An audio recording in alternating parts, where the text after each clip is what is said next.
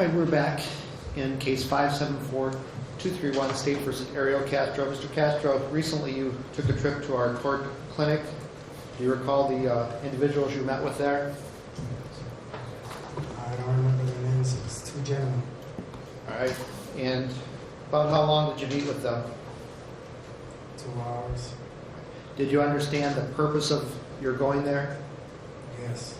And were there any questions that you had for your attorneys or the court based upon your appearance there? Did you understand all the proceedings?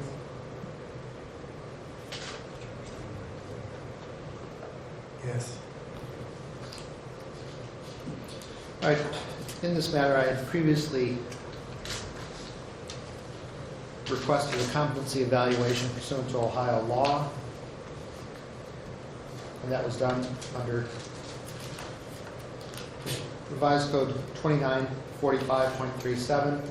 We're here now for the hearing on that competency issue. Again, under Ohio law, subsection G, there is a presumption of competency. Counsel, each side has had the chance to receive and review the report that was generated very speedily. And it's our thanks to the court clinic, Dr. Beeman and Dr. Resnick, of course, had the opportunity to meet with Mr. Castro and to determine whether he is competent to stand trial or not pursuant to the statute. On behalf of the defense, what's your position with respect to the report? Are you wishing to call any witnesses for the hearing? No, Your Honor, we are prepared to stipulate to Mr. Castro's competency. Thank you. And Mr. Thomas, on behalf of the state, do you wish to call any witnesses? No, Your Honor. We're in receipt of the letter of opinion dated June 27th by Dr. Beeman and Dr. Resnick, and we stipulate to the conclusion that Mr. Castro is competent to stand trial. All right, the specific determination of the expert witnesses was with the reasonable medical certainty that Mr. Castro is presently capable of understanding the proceedings and objectives against him. There's also their opinion with reasonable medical certainty that he is presently capable of assisting counsel in his own defense.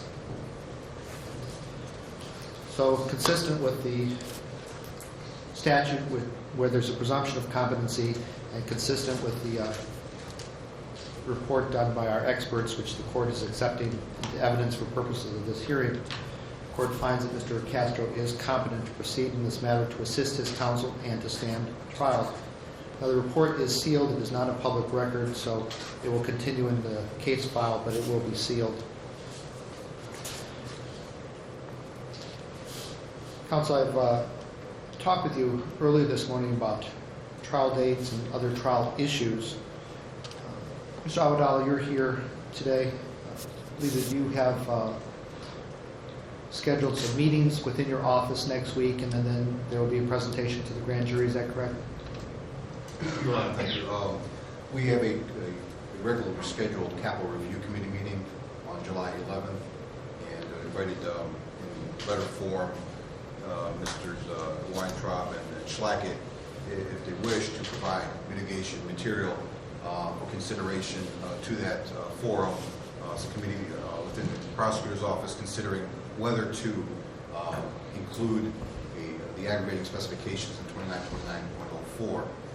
So we extended that invitation to them. This is a regularly scheduled meeting, July 11th. We can obviously always reconvene a special meeting if they need more time. That's spelled out in the letter there as well. A grand jury date has not been set as right now, but we are working towards a superseding indictment. We want to give them an opportunity to present mitigation if they have any for our consideration. Thank you. Mr. Schlackett, Mr. Weintraub, you are in receipt of that letter, correct? Yes, Your Honor. Have you had a chance to discuss that matter with Mr. Castro? Yes, we have. All right, Mr. Castro, you understand that the state has a committee and they meet and they determine whether any individual's matter should be presented for an indictment that could result in a penalty, a capital death penalty. Do you understand that they have that type of meeting? Yes. All right. Do you understand from talking with your attorneys and then from the proceeding here today that the state is inviting you through your counsel, if you wish, to provide any information you wish to them that might bear upon that decision-making process? Do you understand that you have that opportunity? Yes. Okay. If you have any questions about it, certainly consult with your counsel. Mr. Castro, have you been having a chance to continue meeting with your attorneys? Yes, I have. When was the last time that you met with them other than this morning? Last Wednesday. All right. And you're also in contact with your mother and your sister. Is that situation satisfactory for you? No, I like, if my children come to terms, they can visit me. You would like your children to be able to visit in the jail? Yes. Mr. Slack and Mr. Weintraub, if you'll talk with the state about that in the court, and we'll see if there's, if that's warranted, okay? Obviously, we would object to him having any contact with the minor child in the case. He's aware of the no contact order, Your Honor. I don't think that will be an issue, but we'll address that. All right. The defense has filed a formal discovery demand.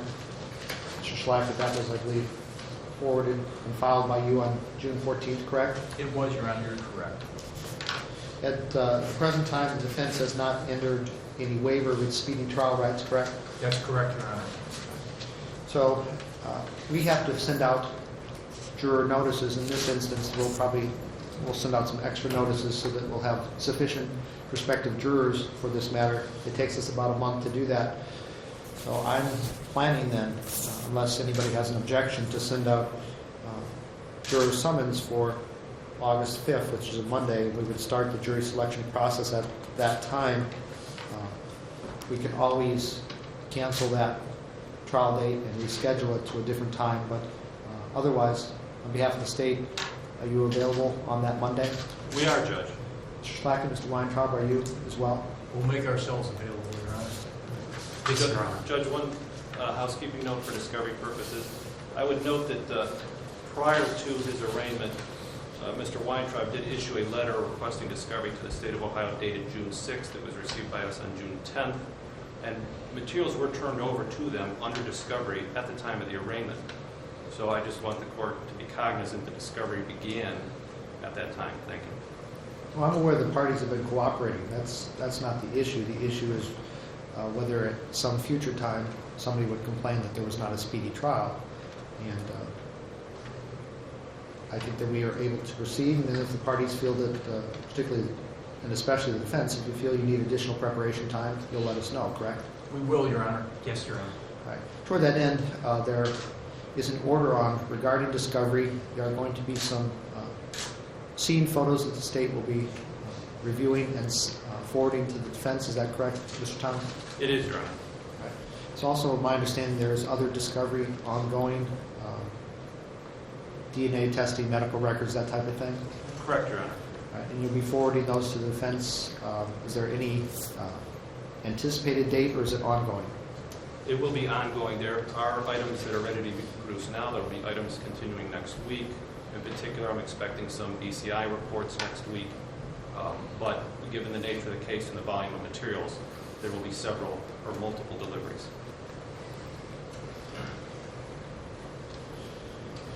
And Mr. Flackett, Mr. Weintraub, you have had a chance to review some statements and obtain additional discovery since the last time you were here. Is that correct?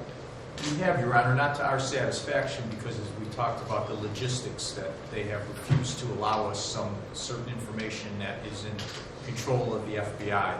We have been given an opportunity to go to the FBI and obtain some information and review it, but it's not acceptable to Mr. Weintraub and myself, Your Honor. It's interfering with our ability to prepare for trial, and considering that this case is scheduled for trial in several weeks, we would ask that the state produce sooner than later any evidence that they're going to introduce. Judge, and just to respond, they're not being denied access. They're being provided access. They're just being denied physical possession of certain sensitive materials that we've discussed. And toward that end, we have entered an order on that, and the state has filed a certification of non-disclosure pursuant to Ohio Criminal Rule 16b. I just received it this morning. You may have just received it also, so no one's had a chance to digest it and determine what objections, if any, the party's going to pursue. So I'll look at it, and I know the defense will. If you wish to discuss it with the state or and get the court involved, ask us any day. We can have a pretrial on it or discussion on it. Thank you, Your Honor, we appreciate it. And but we have discussed the difficulty it does present, but there are some larger issues that involve federal law as well as state law, and you've been made aware of those. And it's a very expansive case in terms of evidence. There are going to be some legal issues that may come up at trial. The issue of the aggravated murder is one that has not been frequently litigated in Ohio, so if the parties have any issues that they anticipate raising, legal issues, let me know. We're doing our own research on it. Also, the issues about kidnapping, durations, the number of counts, when an event ends, when it starts, maybe one of first impression in Ohio in terms of the duration, particularly because kidnapping cases that I have reviewed generally involve a 1 or 2 day restraint at most. The allegations here are for a period of months and years. So if you have law that relates to that, if that's going to be an issue at Rule 29, let me know sooner so that I can be fully briefed on it. And if either side has somebody that will be addressing those issues, that will be dealing with those legal issues and arguing them, let us know. As far as any media contact, Mrs. Creed is back with us, so she's at 443-8591, so any media issues should be directed to her.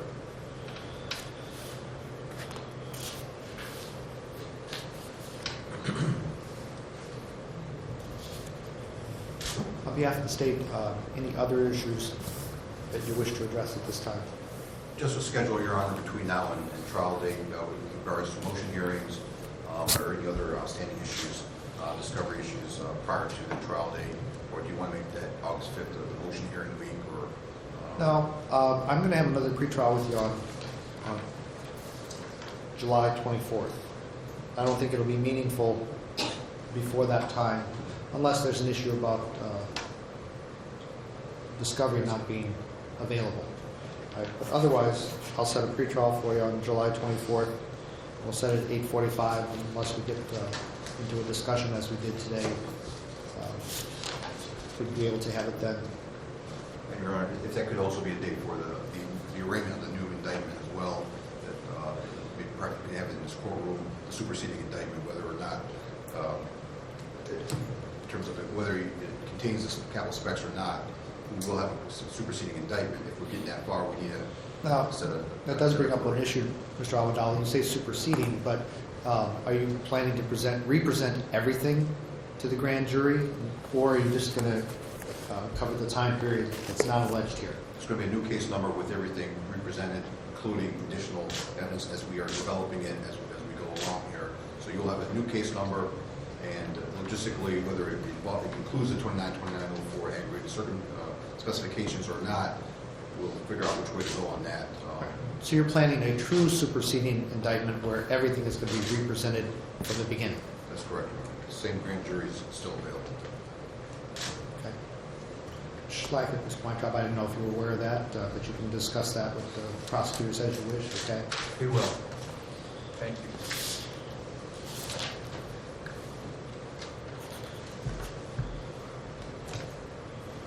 And as the parties know, if it does come back with any capital specifications, then according to our local rule 30A, a red ticket will be drawn and it'll go for assignment probably to another judge. Red ticket is somewhat of a misnomer. We do it now by a computer program, but in the old days that's how it was done. Anything else on behalf of the state at this time? No, Your Honor, thank you. Mr. Weintraub, Mr. Schleicher? No, thank you, Your Honor. Mr. Castro, do you have any questions for the court or your counsel at this time? Yes. One moment, Your Honor, may I? Yeah.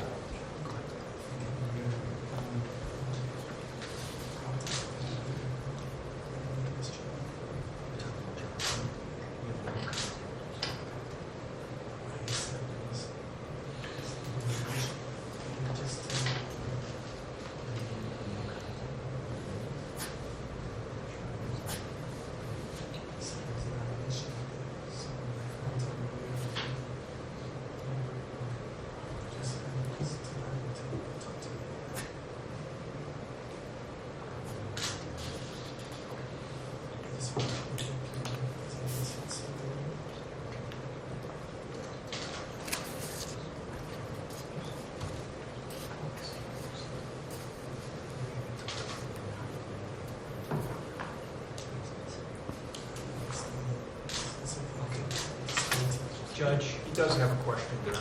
Certainly. Mr. Castro, what's the issue? If you can please reiterate on contact with my child. I can't hear him, Your Honor. I'm sorry. You want me to readdress the issue of contact with your child? Yes, my Are you 6-year-old. referring to the minor child? Yes, please. I won't be allowing that. Not during the pendency of this case. Okay. I just think that that would be inappropriate. Thank you, Your Honor. He obviously had great concerns and we asked that you address it. Thank you. Thank you all. Thank you, Your Honor.